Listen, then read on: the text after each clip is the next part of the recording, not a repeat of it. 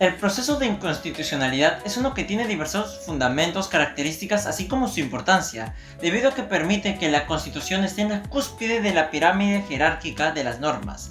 De esta misma manera, es por su naturaleza que es primordial que las personas lo conozcan, para poder hacer así valer sus derechos constitucionales.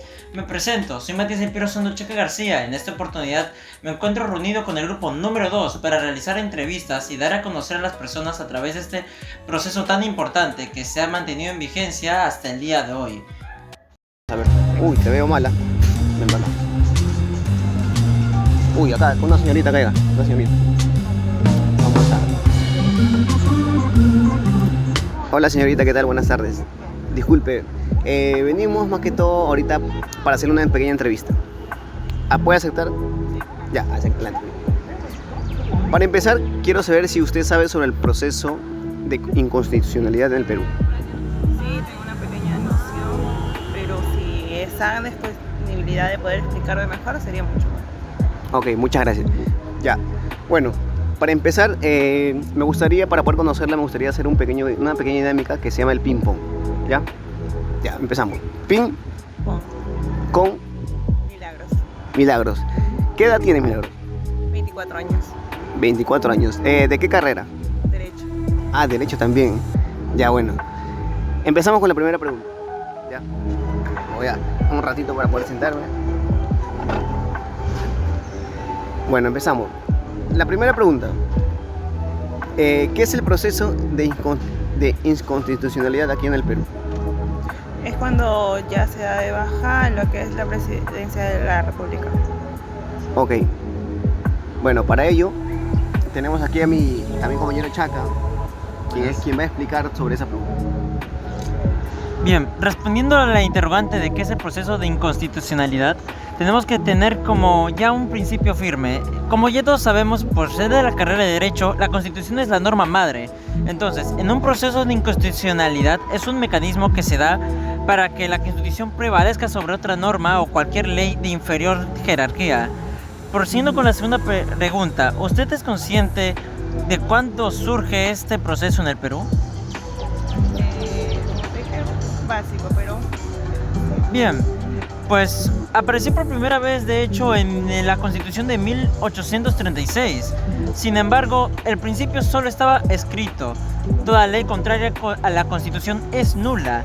Y sin embargo, los jueces no sabían cómo aplicarlo por el simple hecho de que no había una regla, una norma que le diga lo tienes que aplicar tal. Así que solo simplemente lo usaban para la materia civil. Por lo tanto, esto tuvo que pasar hasta 80 años para que en la Constitución de 1856 se pueda establecer ya un control para dicha norma, o sea, para dicho principio, en el que se decía a los jueces que cuando una ley o norma contraria a la Constitución, estos tenían que definir o bueno, usar la norma constitucional y dejando en ese caso la norma que vaya en contra de la Constitución. Esto mismo principio prevalece hasta el día de hoy a través de los tribunales constitucionales, el Tribunal Constitucional, que es el encargado de hacer cumplir dicho principio constitucional. Sin más que decir, esas serían las respuestas y las preguntas. Muchas gracias, señora. Gracias a ustedes. Ya, Chaca, vamos a buscar a una personita más por aquí. Uy, acá. Ese Chaca, ya la veo ya, rápido nomás. Hola. Hola, ¿qué tal, amiga? ¿Cómo estás? Buenas tardes. Buenas tardes. Disculpe. Venimos más que todo para hacer una entrevista sobre si sabe usted acerca del proceso de inconstitucionalidad. No sabría decirle. Bueno, si no sabe decirle, aquí nosotros estamos para poder ayudarle y para poder explicarle más sobre ese tema. Pero antes de eso me gustaría conocerle un poquito más a usted para poder saber sus datos personales con un ping-pong. ¿Qué le parece? Ok. ¿Okay? Ping Pon. con Yamile. edad, 22. carrera, Psicología. ciclo, 10º. ¿de aquí de Lima o de alguna provincia?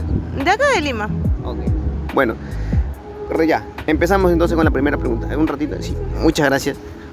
Respecto a la primera pregunta, quisiera preguntarle en cómo nace el proceso de inconstitucionalidad aquí en el Perú. Uy, me agarró fría. No sabría decirlo. Ya, bueno. Si en ese caso, como no sabe usted, no se preocupe, aquí nosotros estamos para poner señal. Mi compañero aquí le da fuerte. Bien, En primer lugar, el proceso de inconstitucionalidad, como bien se dice su nombre, nace en el mundo a partir de los siguientes antecedentes. Primero hay que remontarnos hace 200 años casi en los Estados Unidos, cuando se dio la sentencia por el juez John Marshall en el caso ya muy conocido por los estudiantes de derecho, llamado Marbury vs. Mason, en el que dispuso que cualquier norma o ley que sea inferior rango a la Constitución, que es la máxima, por así decirlo, la madre de las normas, es totalmente nula. Ahora, este es un antecedente que se centró más que todo para crear el control difuso, pero donde más se ve el control de inconstitucionalidad y donde más está arraigado es en el antecedente más importante del año 1920, cuando Hans Kelsen propuso el crear un tribunal constitucional que tenga como garantía y que tenga como gran potestad ser el máximo intérprete de la Constitución. Esto más que todo es un control ya concentrado, puesto que el Tribunal Constitucional es el único que puede decir. Ahora, bien, si ya sabe cómo nace el control de inconstitucionalidad, ¿usted tiene conocimiento sobre cuál es la forma de omisión constitucional? Perfecto. Respondiendo a esta última pregunta, tengamos en cuenta una idea. Tenemos a la Constitución, y la Constitución dicta ciertas cosas, dicta bastantes de por sí, bastantes principios y todo lo que nos regula, el derecho a la vida, la libertad y todo esto está acá plasmado. Sin embargo, si la Constitución dice, el Tribunal Constitucional tiene la potestad de solo ejercerse durante 5 años y luego tiene que cambiarse, ¿qué sucede cuando no se cambia? Está omitiendo, está diciendo el legislador que está leyendo la norma y tiene que saber la norma, dice, pues Constitución te ignoro, me hago la vista gorda y listo, sigo adelante. Para que se haga una idea, en el Perú ya hay varios tribunales constitucionales que no se siguen a la norma, lo que está escrito en la Constitución.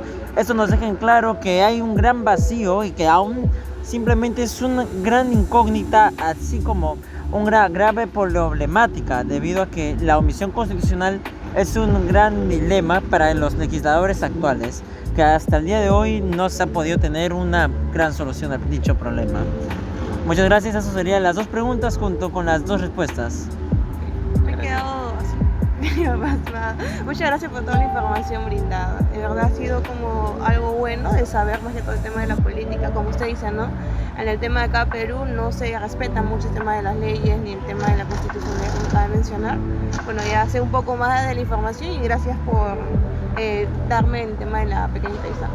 Gracias. Hay que buscar a una víctima más para ti. Uy, también se la veo bien tu señor. Hola, ¿qué tal? ¿Qué tal? Buenas tardes, disculpe. ¿Usted cree que le podemos hacer una entrevista? Sí. Esta entrevista es sobre el proceso de inconstitucionalidad. No sé si ha escuchado sobre ese tema, pero si en caso no lo ha escuchado, nosotros estamos aquí para poder ayudarlo, ¿ok? Pero antes de eso, para poder conocerla un poquito más, vamos a hacer una dinámica bien bonita que es el ping-pong, ¿ok? Ping con Ashley, bueno, Ashley, edad, 19, carrera, psicología, ciclo, sexto. sexto ciclo. ¿Eres de aquí, de Lima o de alguna provincia? No, bueno, sí de Lima, pues Ventanilla, distrito Ventanilla. Ok, bueno, ya. Para empezar, voy con la primera pregunta. ¿El control de inconstitucionalidad está relacionado al control difuso o al control concentrado? No sé. No sabe. No se preocupe, si no sabe, aquí estamos para poder enseñarle. Bien, respondiendo a la pregunta tenemos que tener en cuenta, claro, una cosa. El control difuso se relaciona más para temas en concretos, temas que sí existen. Por ejemplo, tú y yo tenemos un conflicto y eso sería un tema en concreto. Sin embargo, en el control concentrado es abstracto, por el simple hecho de que no hay contra quién te vas a ir, sino contra la norma a la que te vas a ir. Si tal norma es inconstitucionalidad, tú impones un control de inconstitucionalidad, ¿entiendes? Ahora, tenemos que tener en cuenta lo siguiente, ¿por qué? Porque hay algunas personas que relacionan el control de inconstitucionalidad con el control difuso, cuando eso no es así. Porque ¿contra quién te vas a ir? La norma no es una persona, no es una contraparte a la que le vas a hacer el caso. Por eso esto está relacionado al control concentrado, debido a que es un caso más que todo abstracto en el que no te vas contra ninguna persona ni contra ninguna contraparte, sino que te vas más precisamente contra la norma. para poder averiguar o no si es inconstitucionalidad. Cabe decir una cosa, si tú inicias un proceso de inconstitucionalidad, así como se presume, tú has escuchado ya obviamente de que todo es inocente hasta que se demuestre lo contrario. Sin embargo, en las normas pasa algo parecido. ¿Por qué? Porque se presume su constitucionalidad hasta que la sentencia de dicho mecanismo de control de inconstitucionalidad dicte que es inconstitucional o no. Eso sería más que todo la respuesta a la pregunta planteada. Muchísimas gracias. Bien, somos de la carrera de Derecho. ¿Te podríamos hacer una pregunta acerca del proceso de inconstitucionalidad? Sí, Ya vamos a hacer una pequeña dinámica. PIN, pon nombre, Rafael, edad, 19, carrera. marketing. Ya, bien, la pregunta es, disculpa, ¿quiénes interponen el proceso de inconstitucionalidad? No tengo idea. No tienes idea, está bien, mi compañera te lo explicaré en un momento. Bien, primero para saber quiénes pueden interponer este proceso tenemos que tener en cuenta una cosa. Cuando una norma se promulga, para que se pueda estudiar su constitucionalidad, o en este caso si es inconstitucional, se tiene que pasar un plazo máximo de 6 años. Y también cuando se trate de tratados internacionales, se tiene un plazo máximo de 6 meses para poder investigar si dicho tratado es inconstitucionalidad. Mientras en un trato la norma es 6 años, los tratados son solo 6 meses. Sin embargo, ¿quiénes pueden interponer? ¿Quiénes están en la competencia? Bien, anteriormente solo existían 7 entidades, o bueno, 7 sujetos, y en este libro podemos encontrar 8. En esta oportunidad son el presidente de la República, el fiscal de la Nación, el presidente del Poder Judicial, el defensor del pueblo, el 25% de número legal de congresistas, 5.000 ciudadanos con firmas, los gobernadores regionales con acuerdo del Consejo y los colegios profesionales. Esto, como se dijo, antes eran 7, ahora son 8. Si bien es cierto que el proceso de inconstitucionalidad se trata de estudiar si la norma es contraria a la Constitución, que es la norma que más debe ser primordial, que se debe de resguardar ante todo, ¿qué sucede con la norma? Es decir, tú eres un congresista y te digo, hey, vas a usar esta norma, pero esta norma está siendo investigada para ver si es inconstitucional, si va en contra de nuestra Constitución. Entonces, ¿qué pasa? Tú no puedes así tirar la norma. ¿Por qué? Porque si la norma regula cierto hecho, cierto caso, y ¿qué pasa si una persona comete dicho hecho? Pues no van a dejarle impune, porque un ejemplo, si su homicidio está siendo buscado, si es inconstitucional, alguien va a venir, va a matar y no lo puedes dejar impune. En este caso, tú vas a tener que usar la norma que está investigándose para hacer vista si es inconstitucional o constitucional hasta que yo, el Tribunal Constitucional, venga y con la sentencia te diga, hey, esta norma X es inconstitucional, la vas a dejar de usar y la vas a usar esta que es una nueva, que es constitucional y que se rige de acuerdo a nuestro ordenamiento jurídico. Eso sería la pregunta y la respuesta que hemos dado en estas dos interrogantes. Muchas gracias por estar aquí con nosotros. Me despido.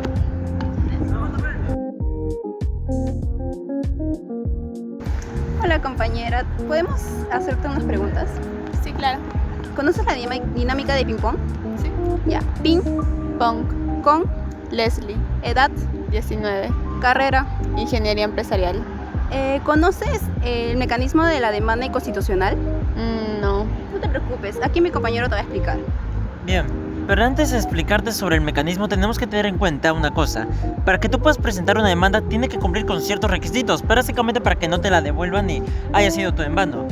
Primero tenemos que saber, el control de inconstitucionalidad va en contra de una norma que se pretende ser en contra de la Constitución, cosa que no se puede dar debido a que la Constitución debe ser la norma madre, la que está arriba de todo. Entonces los requisitos serían básicamente identificar la norma que la persona sustenta que va en contra de la Constitución, identificar el número, el año, la fecha y básicamente cuándo se publicó dicha norma, los fundamentos en que se basa que exista tal inconstitucionalidad, la identificación de las personas que están dando trámite a esa demanda. Ahora, todos esos requisitos están más precisamente detallados en el artículo 100 del Código Procesal Constitucional. Ahora, si bien es cierto, cuando tú presentas una demanda, ¿qué sucede? El tribunal va a decir, esta demanda procede, esta demanda no procede de la siguiente manera. Te van a devolver la demanda en caso tenga un defecto, básicamente si le falta tal requisito Pero si esto es subsanable, por ejemplo, que le falta la fecha, le falta tal X cosa, que es básicamente fácil de que tú puedas corroborar y luego simplemente corregir, te van a dar un plazo de 5 días para que corrijas dicha demanda.